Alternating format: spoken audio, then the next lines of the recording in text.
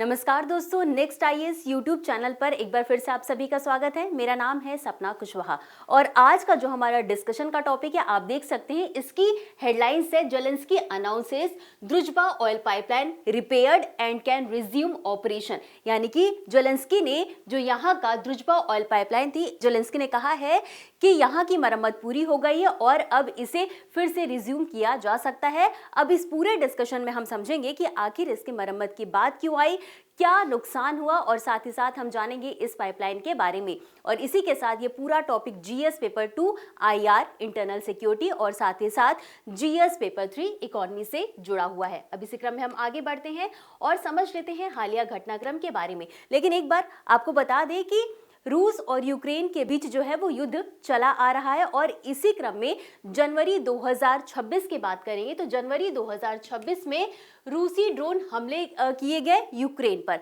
अब ऐसी स्थिति में क्या हुआ कि जब ये हमले किए गए तो ये जो ऑयल पाइपलाइन है यहाँ पर इसमें दिक्कत आ गई और इसके कारण इसकी मरम्मत का कार्य शुरू होना था और यही वजह थी कि इसमें जब ऑयल पाइपलाइन में दिक्कत आ गई तो इसे बंद कर दिया गया इसकी मरम्मत के लिए यूक्रेन के द्वारा। अब इससे सबसे ज्यादा प्रभावित कौन हुआ? यूरोपीय संघ जो है वो अपनी तेल की जरूरतें पूरी करता है इसी पाइपलाइन से। तो इसका सबसे ज्यादा असर पड़ा हंगरी और स्लोवाकिया का, क्योंकि यूक्रेन ने यहीं से पाइपलाइन बंद की थी।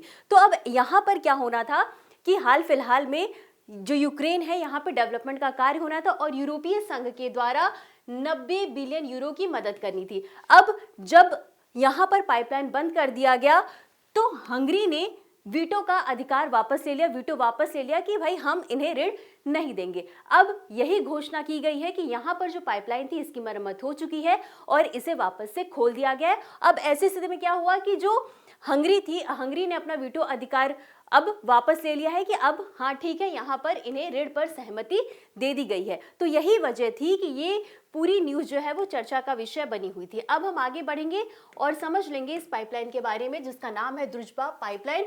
अब इसे अक्सर मित्रता पाइपलाइन भी कहा जाता है क्योंकि रूस में इसका अर्थ क्या, द्रुजबा का अर्थ क्या होता है? मित्रता। तो इसे द्रुजबा पाइपलाइन भी कहते हैं और इसे मित्रता पाइपलाइन भी कहते हैं।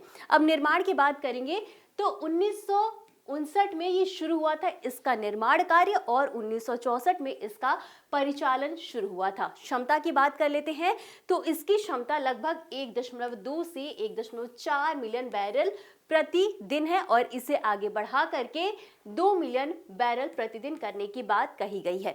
अब ये जो पाइपलाइन है इसकी कुल लंबाई, इसकी जो टोटल शाखा है इसकी कुल लंबाई की बात करें तो टोटल 5500 किलोमीटर है लगभग। और इसकी शुरुआत कहाँ से होती है? तो इसकी शुरुआत होती है रूसी संघ के अल्मेतवेस्क से, यहाँ से इसकी शुरुआत होती है। और इसके बाद आपको बता दें कि ये जो एरिया, ये साइबेरिया, यूराल पर्वतमाला और कैस्पियन सागर से तेल को ले जाने वाली पाइपलाइनें इसी एरिया पर मिलती हैं।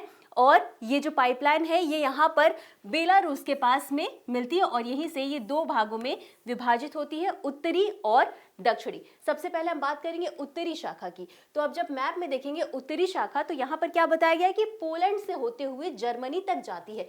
तो ये रहा आपका पोलैंड और ये रहा जर्मनी। तो ये जो पाइपलाइन है इसके उत्तरी जो रेखा है, उत्तरी क्षेत्र जो वो पोलैंड से होकर के जर्मनी तक जाती है। अब दक्षिणी शाखा की भी बात कर लेते हैं तो यूक्रेन, हंगरी, स्लोवाकिया और चेक गणराज्य से होकर के जाती है। तो ये रहा दक्षिणी एरिया। तो यहाँ पर बात किसकी गई है? यूक्रेन की। तो ये रहा आपका यूक्रेन, इसके बाद आता है हंगरी और इसके बाद आता है स्लोवाकिया और इसके साथ ही आता है चेक। यानी कि ये जो इसकी शाखा ये उत्तरी और दक्षिणी क्षेत्रों में कहाँ से होकर के जाती है ये हमने बता दिया। और यही कारण थी कि स्लोवाकिया और हंगरी पर इसका सबसे ज्यादा असर देखने को मिल रहा था। अब ये हमने समझ ली इसकी लोकेशन। अब एक बार इसकी प्रासंगिकता को भी समझ लेते हैं। तो सबसे पहले बात करेंगे ऊर्जा सुरक्षा पर निर्भरता। कहा जाता है कि ऊर्जा सुरक्षा पर जितनी ज्यादा निर्भरता होगी उतनी ही ज्यादा जोखिम की संभावना भी बढ़ती है। कैसे? यानी कि आप देख सकते हैं कि रूस के पास ऊर्जा है, ठीक है, रूस जो है वो तेल की आपूर्ति करता है और इससे सबसे ज्यादा प्रभावित कौन हो रहा था? हंगरी और स्लोवाकिया, क्योंकि इन दोनों क्षेत्रों में जो तेल की आपूर्ति है वो इसी पाइपलाइन के थ्रू हो रही थी।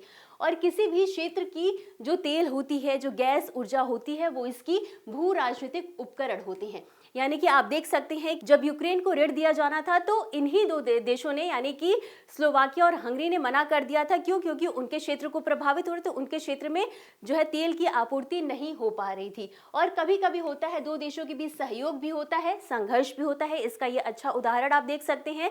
संघर्ष कब हुआ?